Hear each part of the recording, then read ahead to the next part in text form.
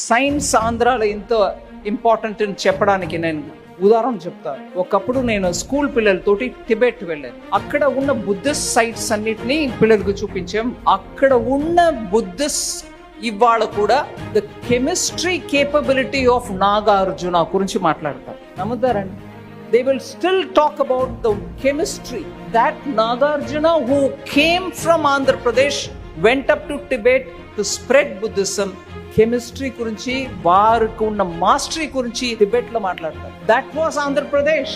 That's the kind of Andhra Pradesh we should build. ఫ్యూచరిస్టిక్లీ మనకు materials ఎన్నో అవసరం. ఇవాళ ఏం లాస్ట్ క్యాబినెట్ లో ఐఎమ్ షూర్ పెమ్మసాని గారు ఉన్నారు, వారు కూడా రికగ్నైజ్ చేస్తారు. Rare earths government has given permission. Magnets లేకుండా కష్టపడుతున్నాం.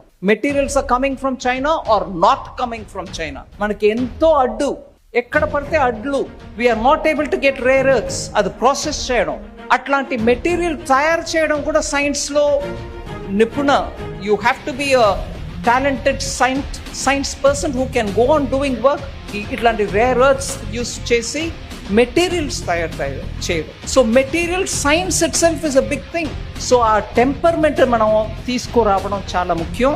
ఎంత ఆధునికమైన క్యాపిటల్ అమరావతియో అంత మనం ఆధునికమైన సైన్సెస్కి కూడా సపోర్ట్ ఇచ్చి ప్రోత్సాహం చేస్తే మన పిల్లలు మాస్టర్ క్లాస్ చేస్తారు.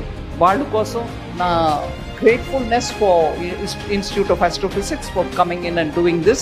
So Amaravati is not just going to be iconic for itself. There will be so many more iconic things coming, whether the banks or Indian Institute of Astrophysics. I wish you all the very best and thank you very much.